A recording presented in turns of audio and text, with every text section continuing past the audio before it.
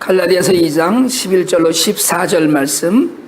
게바가 안디옥에 이르렀을 때에 책망받을 일이 있기로 내가 그를 대면하여 책망하였노라.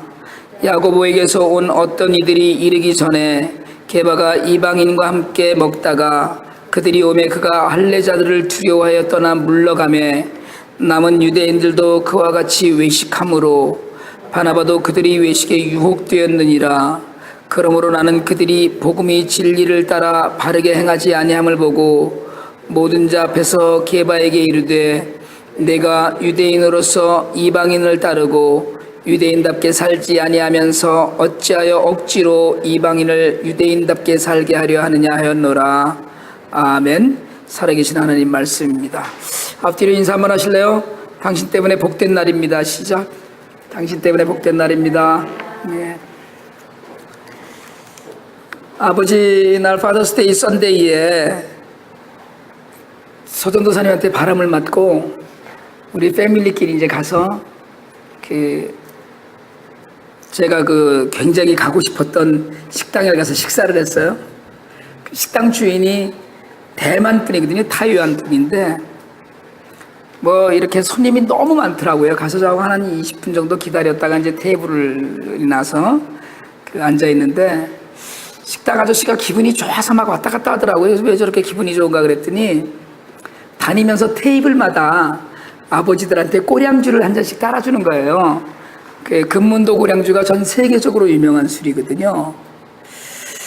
소전사님 때문에 저는 이제 거기를 간 건데 못 만나서 간 건데 갔더니 저더러도 파더 딱 이러더니 코리안이냐고 물어보더라고요. 그러면서 이제 거기는 이렇게 다 각자 나가서 뷔페처럼 뷔페가 아니죠. 사실은 그걸 뭐라 그러죠? 대빵약기라고 일본말로 그러는데 어쨌든 이렇게 철판에다가 해주는 그걸 가서 이제 각자 하는 거니까 이제 저희 집사람도 가고 없는데 애들만 옆에 있는데 와서 파더를 그러더니 한 잔을 딱 따라주더라고요.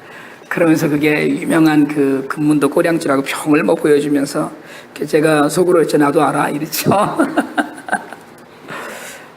이게 냄새를 이렇게 탁 맡아보니까 굉장히 대단하더라고요. 냄새가 굉장히 오랜만에 받는 냄새였는데 몇십 년 만에 참 아주 대단하더라고요. 그래서 어쨌든 그날 아저씨가 아주 기분 좋아서 서로들 기분 좋게 그랬는데 그거를 못 마시고 온 게 잘한 것 같기도 하고 좀 섭섭한 것 같기도 하고 그렇더라고요. 근데 앤디가 옆에서 자꾸 한번 저더러 마셔보라고 자기가 운전할 거니까 이러더라고요. 근데 전혀 생각등은 없고 너무 지독한 냄새가 나서 그런 일이 있었어요.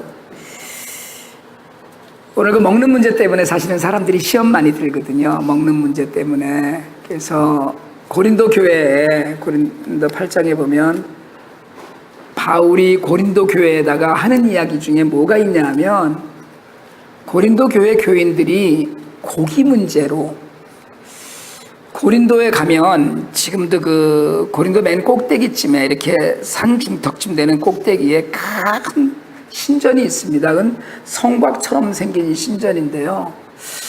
이야기에 의하면 3,000명, 많을 때는 10,000명이 넘는 여사제들이 있었다 이렇게 얘기를 해요. 여사제들이라는 건 당시의 이야기로 하자면 창녀들입니다. 근데 고기를 갖다가 신전에 바치잖아요. 근데 고린도 교인들에게 어떤 딜레마가 있었냐면 시장에서 그냥 사는 고기는 비싼 거예요. 근데 신전에서 들였다가 신전에서 차고 넘쳐서 시장으로 내려오는 고기는 싼 거예요. 그러니까 이제 이 우상의 고기를 먹어도 되느냐 안 되느냐 이런 문제가 있었다고요.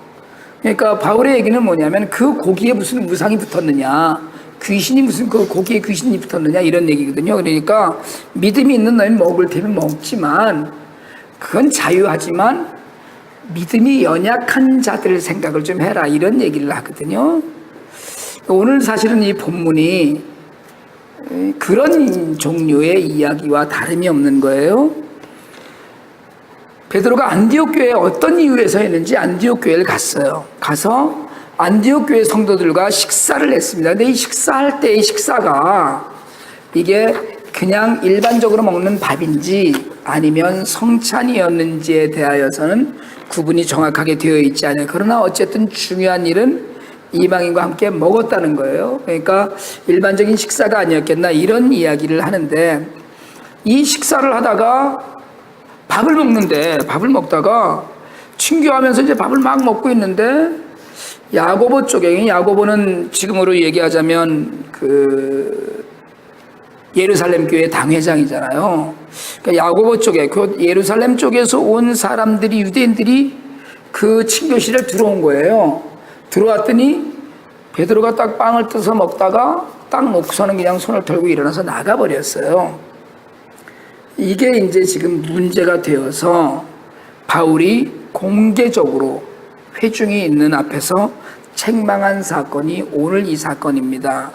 그러니까 오늘 이 사건이 문제가 됐던 것이 굉장히 여파가 심했던 거예요.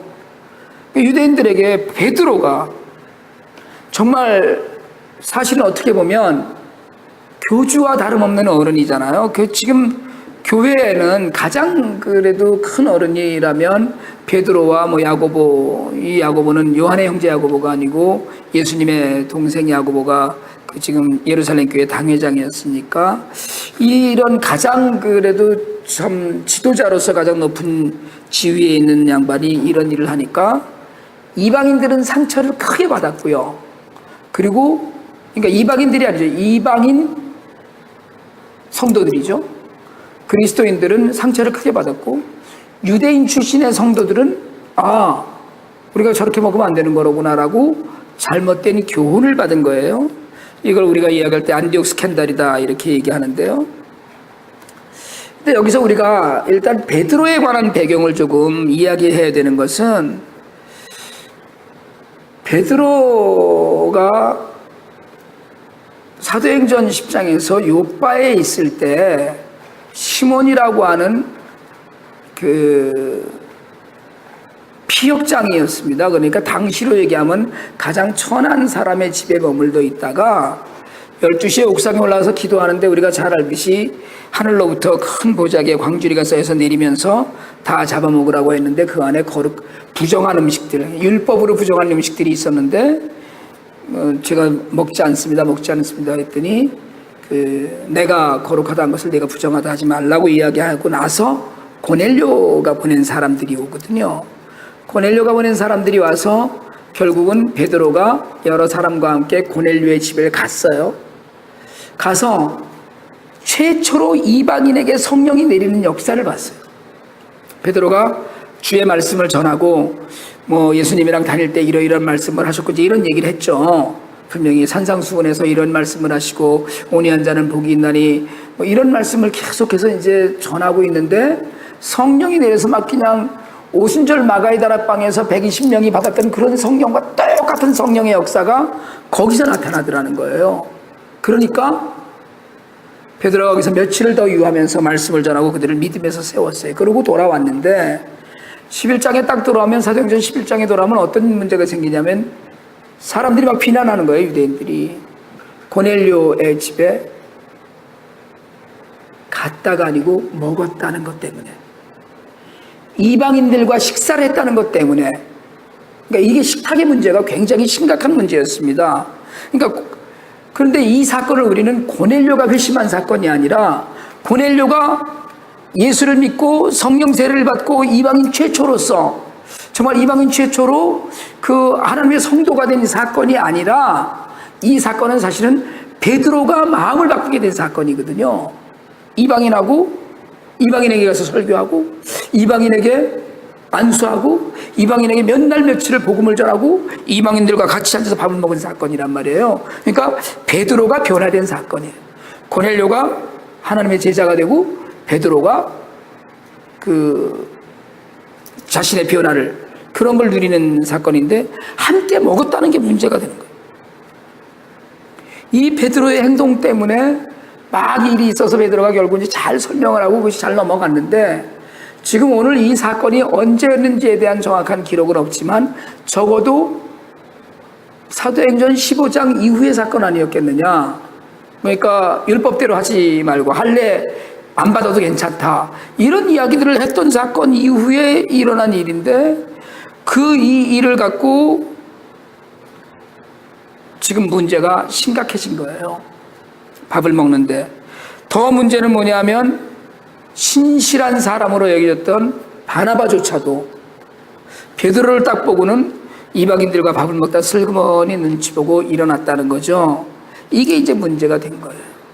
그러니까 안디옥 교회에서 정말 이 이방인들로 헬라인들에게 복음이 전해져서, 안디옥 교회는 그런 교회잖아요. 안디옥은 당시에 로마와 알렉산드리아 다음으로 가장 큰 수리아, 시리아 지역의 주도였습니다. 그러니까 로마 그 변경에서는 가장 큰 도시 중에 하나였는데, 그런데 거기에 복음이 사도행전 8장 이후에 막 사람들이 퍼져나가면서 복음을 전하다가 보니까 안디옥 교회에 헬라인들에게 복음이 전해져서 헬라인들도 예수를 믿게 되었다는 소식을 듣고 바나바가 예루살렘 교회에서 가서 파송을 받아서 안디옥 교회를 가서 거기서 복음을 전하고 양육을 하는데 자신의 힘으로 감당할 수 없을 만큼 성도들이 늘어나고 부흥을 하니까 그때 그곳에서 가까운 다소에 있는 사울을 생각하고, 이제 바울이죠, 생각하고 와서 데려다가 같이 목회를 했던 곳이 지금 안디옥이거든요. 근데 여기 와서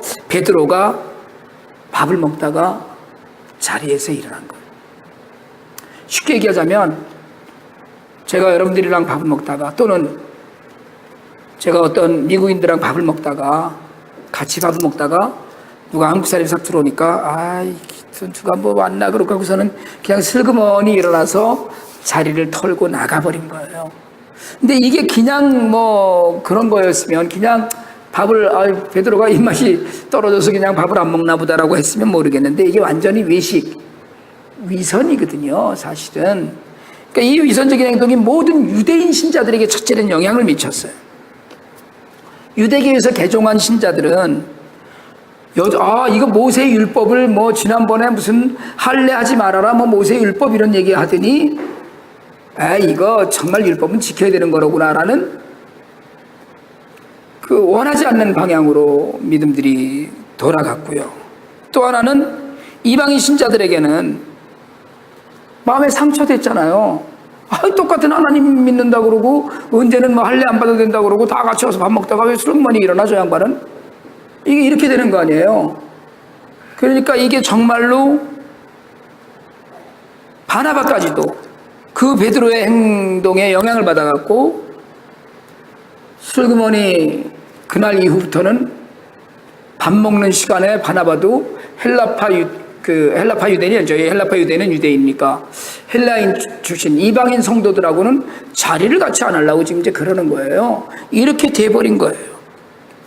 그러니까 유대인들 중에는 이방인이 어떤 사람의 불결한 사람으로 여겨져 버리게 된 거거든요. 그러니까 결국은 우리 모두가 다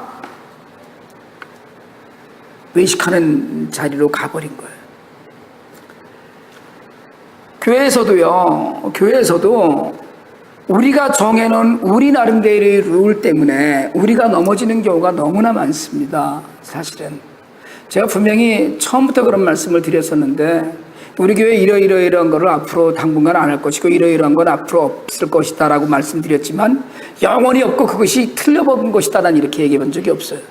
쉽게 얘기하자면 우리는 성가대가 그래도 인원이 많이 차서 웬만큼 되기건 전까지는 성가대 두지 않고 회중 찬양할 거다, 그것만이 옳아서가 아니고 제가 목회를 해보니까 그게 좋겠다라는 제 견해예요. 그게 법이 아니에요. 그게 하나님의 법이 아니에요. 제가 어저께 어떤 분이랑 얘기를 했는데, 여기 교회 본당에서 얘기를 했는데 저더러 새벽 예배를 2부로 드리라 그러더라고요.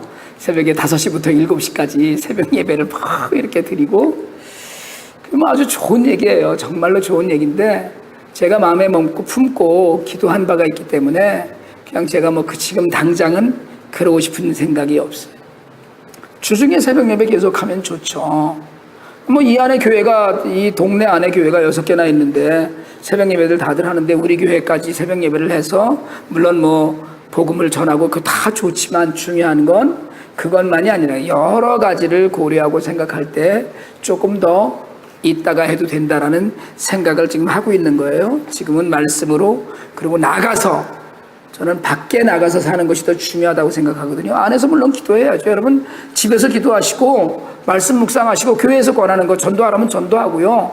정말 뭐 주보 좀 나눠주라 그러면 주보 5장 정도 나눠주고 뭐 안 되면 정말 그 CD 석장 드린 거는 그냥 어디 식당에다 그냥 갖다 놓더라도 그렇게라도 일단 하면은 좋겠다 이런 생각을 갖는데 여러분 말씀 이외에 다른 법은 없습니다.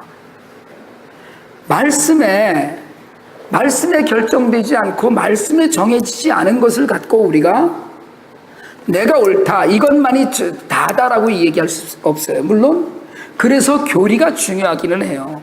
왜냐하면 교리가 틀림없고 빈틈없어야만 말씀에서 벗어나지 않아야만 바른 삶을 살 수 있는 안내를 할 테니까. 그런데 교리가 잘못되면 좀 구원파처럼 또는 저는 신천지처럼 뭐 이런 이단도 되지만 오늘 이야기하는 이 베드로의 행동 같은 이런 행동이 나오면 결국은 모든 사람들이 상처를 받는 거예요. 바울은 지금 이렇게 이제 공개적으로 나중에 책망을 하지만 바나바는 또 얼마나 창피했겠어요. 이 사건 이후에 바울이 베드로에게 당신이 대사도로서 정말 우리 모두의 지도자로서 예수 그리스도께서 그렇게 아끼던 사도로서 그런 행동을 한 것이 옳으냐라고 막 그 회중들이 다 있는데서 책망을 분명히 했을 텐데 그렇게 책망을 받을 때 바나바도 분명히 그 자리에 있었을 때 바나바는 어떻게 했냐는 거예요. 바나바는 쥐구멍이라도 들어가고 싶었을 거예요. 우리에게 중요한 것은 정말 중요한 건 모든 이들에 대한 사려 깊은 것도 중요하지만 진리에 대한 복음의 자유에 대한 이걸 놓치지 않는 믿음이 우리에게 중요합니다. 물론 베드로 입장에서는 그런 이야기도 할 수 있었을 거예요. 예를 들자면 내가 밥을 먹으려고 그러는데 유대 출신 그 성도들이 유대인 성도들이 딱 오니까 그 성도들 괜히 시험 들까봐 내가 일어났다 뭐 이렇게 얘기할 수도 있었을 거예요. 분명히. 그러나 그건 양쪽을 배려한 것일 수는 있을지 몰라도 복음과 진리 안에서 누리는 자유하고는 거리가 먼 거였어요. 사람을 먼저 보면 이런 실수를 하게 돼요. 그러니까 사람이 먼저인지 하나님이 먼저인지를 결단해야 되거든요. 내가 사람 앞에서 예수를 믿는 걸 창피해하는 사람들이 제법 있습니다. 그래갖고 직장에서 직원들이랑 같이 식사하러 가갖고 식사 기도를 안 하는 사람들이 굉장히 많아요. 내가 뭐 한국에서 그런 얘기 하잖아요. 한국에서 내가 예수를 안 믿는 사람들 틈에서 식사를 할 때 나는 예수를 믿습니다라고 기도하는 사람의 숫자가 성도들 중에서 20몇 %밖에 안 된다는 얘기를 제가 얼마 전에 들은 적이 있어요. 기도 안 합니다. 왜요? 사람을 더 두려워해서 그래요. 그러니까 복음 안에서 진리 안에서 자유한다면 여러분 복음을 전하는 일, 복음대로 사는 일, 말씀대로 사는 일이 부끄럽지 않아야 되거든요. 그러니까 말씀대로 살았으니까 예수 안에서 한 형제 됐고 예수께서 우리에게 주신 것은 율법의 완성이었으므로 모든 것이 자유이니까 내가 이 말씀대로 이렇게 사는 거야 라고 당당히 보일 수 있어야 되는데 나는 이방인들이랑 밥도 먹어. 왜? Why not? 뭐 잘못된 일인데. 그런데 그 자리를 슬그머니 일어난 건 제가 꼬량주 한 잔 받아놓고 마실까 말까를 갈등하는 것과 같은 얘기예요. 난 아니야. 아무리 뭘 금으로 된 걸 줘도 난 아니야. 아니면 아니어야 되거든요. 아닌 것도 자유이거든요. 내가 자유하니까 no thank you 라고 할 수 있어야 되는데 지금 이런 문제로 결국 교회에 문제가 되는 거예요. 여러분 신앙생활 하면서 누가 어떤 모습이건 간에 그건 그 사람에게 맡기는 믿음이 우리에게 있길 바랍니다. 그건 사랑이에요. 판단해요. 저 사람은 왜 교회 나오는데 저러고 나오냐. 물론 아주 우리가 보기에 신앙생활을 하는데 본의 안 되고 덕이 안 되고 정말 저렇게 좀 안 살았으면 좋겠다 이런 사람들이 있어요. 분명히. 그냥 어쨌든 내 믿음은 나는 그 모든 것들 가운데 포용하고 받아들이고 인정하고 그러고 가야 되는데 결국 그걸 못 하거든요. 그래서 오늘 바울이 공개적으로 책망을 합니다. 오늘 성경에 보면 뭐 논쟁이 있었던 거 아니에요. 책망하였노라 이 이야기에는 책망하는 거지 말 같으면 내가 당연히 어떻게 그랬어? 그랬더니 베드로가 퍽 일어나서 성질을 퍽 내면서 그럼 나도 어쩌란 말이야 이러고 그랬다는 게 아니거든요. 이게 제가 가끔 그러거든요. 여러분 부부싸움을 좀 하시는 부부싸움 해요? 근데 이제 이 용어가 잘못됐다고 저는 생각하는 게 부부싸움이라고 생각하지 않고 남자가 여자한테 일방적으로 야단 맞는 거다 저는 이렇게 생각하거든요. 예? 왜냐하면 여자는 계속 얘기하고 남자는 계속 들어야 되는데 만약에 여기다가 남자가 같이 맞대고 하면 이제 싸움이 되잖아요. 안 그래요? 여러분들은 싸우셔? 싸워요? 말대꾸 안 하면 되는 거야. 그냥 책망받는 거예요. 지금 책망하였노라는 이 의미는 베드로가 여기 어떤 항변이나 대꾸하지 않았다는 걸 이야기해요. 베드로 자신이 알아요. 자신이 주님을 3번 부인했잖아요. 그 우유부단한 자신의 성격 그리고 체험의 신앙을 가졌잖아요. 주님이 3번이나 나를 사랑하냐, 이 사람들보다 나를 더 사랑하느냐, 이걸 3번이나 물어봤잖아요. 그래서 회복된 자신의 그런 것들 가운데 고넬료의 가정에서도의 권능도 있었고 다 있었는데도 불구하고 자신이 실수한 것에 대해서 정말 책망을 받았어요. 그런데 그러면 바울이 베드로를 불러다가 나랑 사무실 좀 들어갑시다. 문 잠그고 베드로 사도 어떻게 이럴 수가 있어. 사람들 밥 먹다가 나가면 다른 사람 이렇게 얘기를 했어야 되는 거 아니냐고 생각을 하지만 공개적으로 모든 자 앞에서 책망했어요.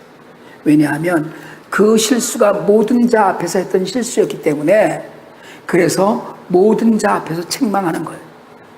그러니까 모든 자 앞에서 했던 실수. 전병욱 목사가 성추행을 일삼고 성폭력을 행사하다가 그만두고 나가서 13억이나 받아갖고 나가서 교회 다시 차렸거든요. 그래놓고 설교할 때마다 무슨 얘기를 하냐면 회개는 하나님과 자기만 하는 거다 이렇게 얘기해요. 여러분 회개는 하나님과 내가 하는 게 맞아요. 그런데 내가 누군가에게 피해를 주었거나 누군가에게 상처를 주었으면 그 사람과도 해결해야 돼. 밀양이라는 영화 보셨어요? 전도연이 아들을 이제 죽인 그 유괴 살인범이 감옥에 들어갔다가 전도연이 면회를 갔더니 얼굴이 환하게 펴갖고 하나님이 자기를 용서하셨다 이러잖아요. 그건 옳은 게 아니에요, 사실은. 그것 때문에 전도연이 꼭지가 딱 돌아가 버렸잖아요. 공개적으로 한 실수는 공개적으로 책망해서 회복해야 회중이 배웁니다. 책망은 배우라는 거거든요. 바로 세우는 걸 책망이라고 그러잖아요. 예? 교훈과 바르게 함과 의료 교육하고 책망, 그것 모든 것이 다 바르게 세우려고 하는 거니까 회중을 바르게 세우려면 책망도 공개적으로 해야 돼. 여기엔 역사적인 그 사건이 있는 겁니다. 이 책망으로 말미암아서 정말 앞으로 유대인의 관습을 지키려던 모든 사람들이 자신의 실수를 더 이상은 정당하지 못하는 그런 과정에 받아들여졌어요. 한 가지 여기서 우리가 더 보고 갈 일은 말씀드렸듯이 베드로의 또한 태도예요. 책망할 때 인정하는 거예요. 여러분 자신이 잘못한 걸 지적하는데 그걸 인정하지 못하면 영원히 발전하지 못합니다. 그러니까 잘못된 거야, 틀린 거야 라고 얘기하면 그랬어? 내가 실수했나 보네 라고 인정할 수 있는 것도 믿음이에요. 베드로는 그 책망을 받아들였던 것이 분명해요. 그러니까 베드로후서 3장 15절에 가면 베드로가 맨 마지막에 다 늙어서 죽을 무렵에 쓴 그 편지인데 여기에 가면 바울을 우리의 사랑하는 형제 바울이라고 얘기해요. 그게 만약에 대사도 베드로로서 마음에 상처가 나는 일이었다면 그 이야기 딱 듣고 평생 지우지 못할 치욕으로 알았을 거예요. 이를 갈았을 거예요.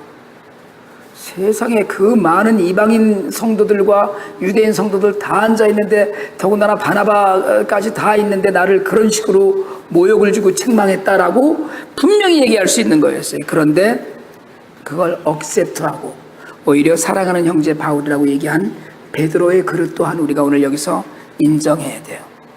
여러분 그리스도 안에 구별이 없습니다. 구별이 없어요. 누구든지 나와 다른 사람을 받아들이는 그런 포용의 능력이 우리에게 있길 원합니다. 그리고 사실은 교회는 나와 똑같은 사람은 하나님이 보내지 않으셔요. 비슷한 사람일지언정 다 다른 사람을 보내셔요. 아, 내가 하면 이렇게 안 할 텐데 왜 저 사람 저러냐? 라고 이야기하지 마세요. 그러니까 그 사람을 우리에게 보내신 거예요. 그게 그리스도 안에 구별이 없는 삶이에요. 그걸 다 포용하고 같이 앉아서 밥 먹을 수 있어야 된다는 거예요. 두 번째로는 하나님보다 사람을 두려워하지 마세요. 사람 눈치 보지 마세요. 예수 믿으면서 좀 당당하고 큰 소리 치고 예수 믿으면서 내가 예수 믿는 것 때문에 이렇다는 거를 얼마인지 얘기할 수 있어야 되는데, 예수 믿는 것 때문에 우리가 눈치 보고 예수 믿는 것 때문에 남들한테 주눅 들어 살 일이 전혀 없다는 거예요. 예수 믿는 것 하나, 그거 하나만 아니야, 나는 하나님 아니면 그래 더 필요 없어. 내가 꼭 이거는 해야 돼. 뭐 하나님을 섬기는 일, 예배에 참석하는 일, 하나님 일을 하는 일은 내가 꼭 해야 돼. 다른 거 필요 없어. 라고 당당히 얼마든지 얘기할 수 있는, 그리고 우리에게 자유를 주신 자유를 지키는 이 복음의 진리, 이걸 지키기 위해서는 어떤 대가도 지불할 수 있어야 돼요. 내가 손해봐도 됩니다. 나는 복음의 진리를 지키기 위해서 직장도 그만둘 수 있어야 돼요.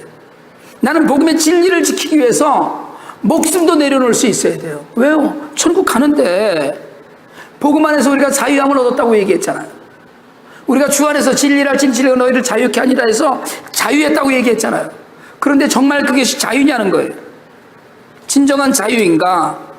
정말 우리가 복음 안에서 은혜 받고 자유를 누리고, 그럼에도 불구하고 우리가 그걸 자랑스럽게 여기지 못하면 우리 삶이 위축될 수밖에 없습니다. 베드로는 진리를 알고도 사람들의 눈길에서 자유롭지 못했어요. 바울은 먼저 든 자가 나중된 것처럼 정말 믿음대로 확실하게 행해야 된다는 걸 우리 삶 안에서 보여줘요. 여러분, 정말로 오늘 우리 삶에 이런 도전이 있으면 남들과 섞이지 않아야 될 일, 섞여야 될 일에 대한 분명한 분별이 우리에게 좀 있어야 되고, 그리고 진리 안에서 담대하고 당당하고 그리고 온유하고 하나님의 능력만을 드러내는 삶 가운데서 많은 사람들이 우리가 예수 믿는 사람임을 알게 되길 원합니다. 많은 사람들이 우리가 진리 안에서 자유하는 사람임을 알길 원합니다. 정말 보에 매여 갖고 이러지 않고 하나님 주신 안에서 기쁨과 감사를 매일 누리는 그런 삶 안에서 많은 이들에게 선한 영향력을 끼치는 우리 모두가 되기를 주님의 이름으로 축원합니다. 기도드리겠습니다.